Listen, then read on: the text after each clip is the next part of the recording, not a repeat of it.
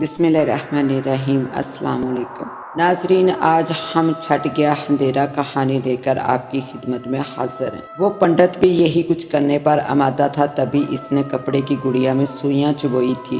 لیکن کہانی میں آگے بڑھنے سے پہلے آپ تمام دوستوں سے التماس ہے کہ ہمارے چینل ذرا سی آہٹ کو سبسکرائب کر دیجئے اور ساتھ گھنٹی کے بٹن کو دبا دیجئے تاکہ ہماری نیو آنے والی کہانی کا نوٹیفیکیشن آپ کو مل سکے۔ شکریہ۔ یہ واقعہ پاکستان بننے سے پہلے کا ہے۔ ان دنوں ہمارا یہ ملک آزادی حاصل کرنے کے مراحل سے گزر رہا تھا۔ نورپور وسطی ہندوستان کا ایک ایسا شہر تھا جہاں ہندو مسلم اس طرح مل جل کر رہتے تھے کہ کوئی ان لوگوں میں تفریق نہیں کر سکتا تھا۔ وہاں کے زمیندار کا نام حاجی حیات خان تھا۔ ان کے آباء و اجداد بھی زمینداری کرتے آئے تھے۔ نورپور کی تقریباً آدھی مالکیت ان کی تھی۔ وہاں ان کی ٹکر کا دوسرا شخص سیٹھ رام چند تھا۔ اس کا شمار بھی اچھے خاصے لوگوں میں ہوتا تھا۔ حاجی حیات خان اس وقت تقریباً 45 سال کے تھے جب پاکستان نقشِ دنیا پر نمودار ہوا۔ ان کی اولادیں جوان تھیں، جن میں سے 2 بڑے بیٹے شرافت خان اور صداقت خان تھے۔ ان کی شادیاں ہو چکی تھی اور دونوں بھائی کپڑے کی تجارت کرتے تھے، جبکہ ان کی چھوٹی بہن دردانہ تھی جو ابھی تعلیم حاصل کر رہی تھی۔ سیٹھ رام چند کی 2 بیٹیاں جمنا اور پاربتی تھی، جن میں سے جمنا کی شادی دلی میں ہو چکی تھی۔ پاربتی دردانہ کی کلاس فیلو تھی اور وہ دونوں علی گڑھ یونیورسٹی ہاسٹل میں رہ کر تعلیم حاصل کر رہی تھی۔ پاربتی سے چھوٹا اس کا بھائی پرکاش اور اس سے چھوٹا آکاش تھا۔ یہ لوگ بچپن سے ہی اکٹھے کھیل کود کر بڑے ہوئے تھے اور والدین کی دوستی کی طرح ان لوگوں میں بھی الگ الگ مذہب سے تعلق رکھنے کے باوجود دانت کاٹے کی دوستی تھی۔ ان کی دوستی میں دراڑ اس وقت پڑی جب معلوم نہیں کہاں سے ایک پنڈت نے، جس کا نام رام ناتھ تھا، نورپور میں قدم رکھا۔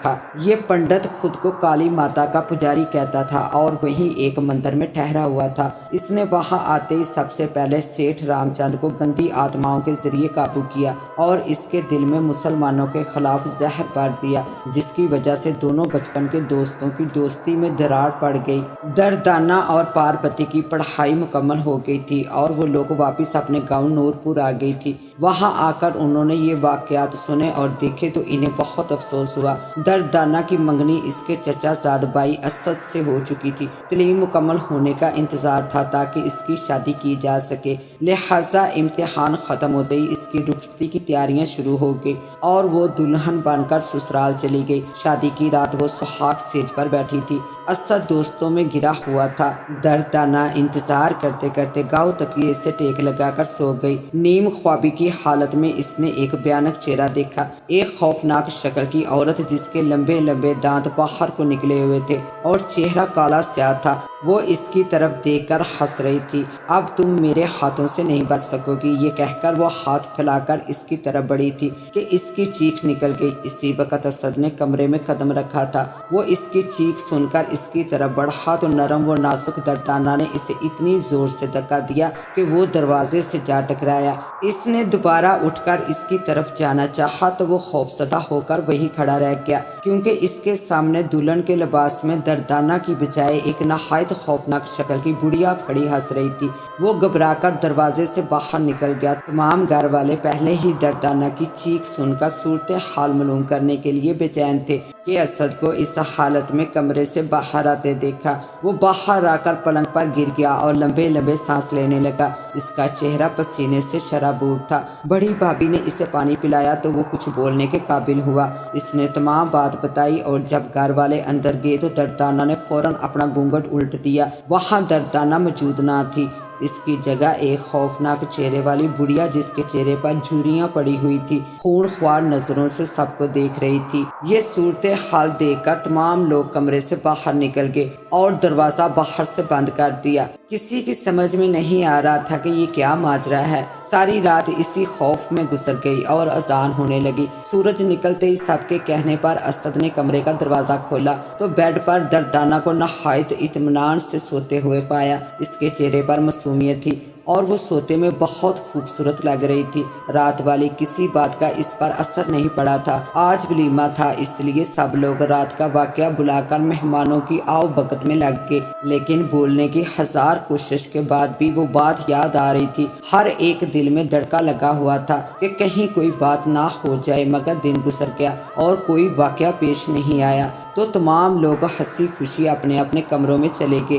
دردانہ دل کی بھی بہت خوبصورت تھی، لیکن کچھ عرصے سے بیمار رہنے لگی تھی۔ کبھی اس کے سر میں درد اٹھتا تو کبھی کمر میں، اور کبھی اسے جسم میں سوئیاں سی چبھتی ہوئی محسوس ہوتی تھی۔ اسے جب پیاس لگتی اور وہ گلاس میں پانی بھرتی تو اسے پانی کی بجائے خون نظر آتا۔ کبھی وہ اپنے بال نوچنے لگتی اور کبھی مردانہ آواز میں بولنے لگتی۔ ایک دن وہ کچن میں کھانا پکا رہی تھی کہ وہاں سے اونچی آواز میں چیخنے لگی، میں کسی کو زندہ نہیں چھوڑوں گی، سب کو ختم کر دوں گی۔ اسد ڈائننگ ٹیبل پر بیٹھا ہوا تھا، وہ اس کی آواز سن کر اس کے پاس آیا اور اسے پکڑ کر زور زور سے جھنجھوڑنے لگا۔ کیا ہوا دردانہ، کس پر چیخ رہی ہو؟ میری بات سنو، ہوش میں آؤ۔ مگر وہ تو اپنے حواسوں میں ہی نہیں تھی کہ کسی بات کو محسوس کرتی، مگر اس کے اندر اتنی طاقت آ گئی تھی کہ اسد مرد ہونے کے باوجود اتنی نازک سی دردانہ کو قابو میں نہیں کر پا رہا تھا۔ آخر تھوڑی دیر بعد وہ خود ہی خاموش ہو کر بے ہوش ہو گئی۔ اسد اور اس کے بڑے بھائی اسے کار میں ڈال کر ڈاکٹر کے پاس لے گئے۔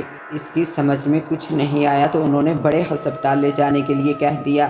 وہاں میڈیکل بورڈ نے تمام ٹیسٹ ایکس رے وغیرہ کروا کر رپورٹ دے دی کہ انہیں کوئی بیماری نہیں ہے۔ اسی دوران میں اسد کے گھر ان کے پیر صاحب آ گئے۔ یہ ہمیشہ گھومتے پھرتے رہتے تھے، سال میں 1-2 دفعہ یہاں کا چکر بھی لگا لیتے تھے۔ اسد کے والد اور خاندان کے زیادہ تر افراد ان پیر صاحب کے مرید تھے۔ وہ اس دفعہ کافی عرصے کے بعد آئے تھے۔ انہوں نے گھر کی چوکھٹ پر قدم رکھتے ہی جیسے کچھ محسوس کیا اور وہی رک گئے۔ انہوں نے کچھ پڑھا تو دردانہ جو اپنے کمرے میں تھی، بے اختیار ننگے سر اور ننگے پاؤں بھاگتی ہوئی آ کر ان کے سامنے کھڑی ہو گئی۔ اس کی حالت اس وقت پاگلوں جیسی ہو رہی تھی۔ وہ پیر صاحب کی طرف بڑھنے کی کوشش کرتی، لیکن پھر اس کے قدم پیچھے ہٹ جاتے۔ بار بار کوشش کے باوجود وہ اپنے مقصد میں کامیابی حاصل نہ کر سکی تو لڑکھڑا کر گری اور بے ہوش ہو گئی۔ پیر صاحب نے بتایا کہ اس پر عمل کرایا گیا ہے، جس کی وجہ سے اس کی یہ حالت ہے۔ گھر والوں نے شادی کی رات سے اب تک پیش آنے والے تمام حالات انہیں بتائے۔ انہوں نے تسلی دی اور کہا گھبرانے کی کوئی بات نہیں ہے، یہ انشاءاللہ ٹھیک ہو جائے گی۔ مجھے آج رات ایک چلا کاٹنا ہوگا، پھر اس کا علاج کروں گا، لیکن سب سے پہلے کسی مزدور کو بلا کر دہلیز میں دبی ہوئی گڑیا کو نکال کر مجھے دے دو تاکہ میں اس کا توڑ کاٹ سکوں۔ تھوڑی ہی دیر میں دہلیز میں دبی ہوئی کپڑے کی گڑیا برآمد ہو گئی، جس کے پورے جسم میں سوئیاں چبھی ہوئی تھی۔ پیر صاحب نے ایک بوتل خون کسی گھر کے فرد سے دینے کے لیے کہا۔ اسد نے فوراً ہسپتال جا کر اپنے جسم سے ایک بوتل خون نکلوایا اور اسے لا کر پیر صاحب کو دے دیا۔ ساری رات انہوں نے ایک خالی کمرے میں بیٹھ کر کچھ پڑھا اور دوسرے دن تمام گھر کے افراد کو بڑے ہال میں بٹھا دیا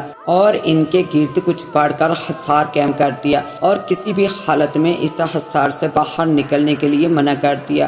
دروازہ کھلا رکھ کر اپنے دائیں ہاتھ پر ایک حصار کھینچ کر اس میں دردانہ کو بٹھا دیا۔ بائیں طرف والا حصار جو دروازے کے نزدیک تھا، اسے خالی چھوڑ دیا گیا۔ پیر صاحب کے حکم پر گاؤں کے مسلمان ہندو دونوں گھرانوں یعنی حاجی حیات خان صاحب اور رام چند سیٹھ کے علاوہ ان کے خاندان کے 2-3 بزرگوں کو بھی بلوا لیا گیا۔ پیر صاحب نے اپنے سامنے ایک لوہے کے بڑے سے تسلے میں کولے دہکا رکھے تھے۔ ان کے پاس وہ گڑیا اور خون کی بوتل تھی۔ وہ کچھ پڑھ کر بوتل پر دم کرتے اور اس بوتل کو گڑیا سے چھو دیتے۔ جیسے ہی وہ یہ عمل کرتے، دردانہ چیخ مار کر حصار سے باہر نکلنے کی کوشش کرتی، لیکن کوئی چیز اسے واپس اندر کی طرف دھکیل دیتی۔ اسی طرح آدھی رات گزر گئی۔ تھوڑی دیر بعد پنڈت رام ناتھ گویا نامعلوم سی رسی سے بندھا ہوا دروازے سے اندر داخل ہوا اور نہ چاہتے ہوئے بھی اسے بائیں طرف کے حصار میں بیٹھنا پڑا۔ اب پیر صاحب نے اپنا عمل تیز کر دیا تھا اور ساتھ ہی پورے کمرے میں اگر بتیوں کا پورا پیکٹ سلگا کر خوشبو کر دی تھی۔ اب انہوں نے بوتل کھول کر خون کو کولوں پر ڈالنا شروع کر دیا۔ جیسے جیسے خون کولوں پر گر رہا تھا، کولوں کی آگ بجھنے کی بجائے تیز ہو رہی تھی اور اس میں سے عجیب و غریب قسم کی بو پیدا ہو رہی تھی، جسے اگر بتیوں کی خوشبو متوازن کر رہی تھی۔ ان کے اس عمل کے دوران دردانہ چیخ مار کر تڑپ تڑپ کر حصار میں سے نکلنے کی کوشش کرتی رہی۔ عمل کی تیزی کے ساتھ ساتھ دردانہ کی تڑپ و جنون بڑھتا جا رہا تھا۔ اس کی شکل تبدیل ہو گئی تھی اور وہاں دردانہ کی بجائے خوفناک چہرے والی ایک بڑھیا تھی۔ ادھر پنڈت کی حالت غیر ہوتی جا رہی تھی، اسے نامعلوم ہاتھ تھپڑ مار رہے تھے، یہاں تک کہ خون کی بوتل ختم ہو گئی اور اس کے ساتھ ہی دردانہ بے ہوش ہو کر گر گئی، لیکن اس وقت وہ اپنی اصلی شکل میں تھی۔ پیر صاحب نے پنڈت کو حصار سے نکال کر گڑیا اس کے ہاتھ میں دی اور کہا کہ وہ اسے آگ میں ڈالے۔ پنڈت انکار کرنے لگا، لیکن پیر صاحب نے زبردستی اس کے ہاتھ میں گڑیا پکڑا دی۔ گڑیا پکڑتے ہی اس کا چہرہ ہلدی کی طرح زرد ہو گیا اور شکل بھیانک ہونے لگی۔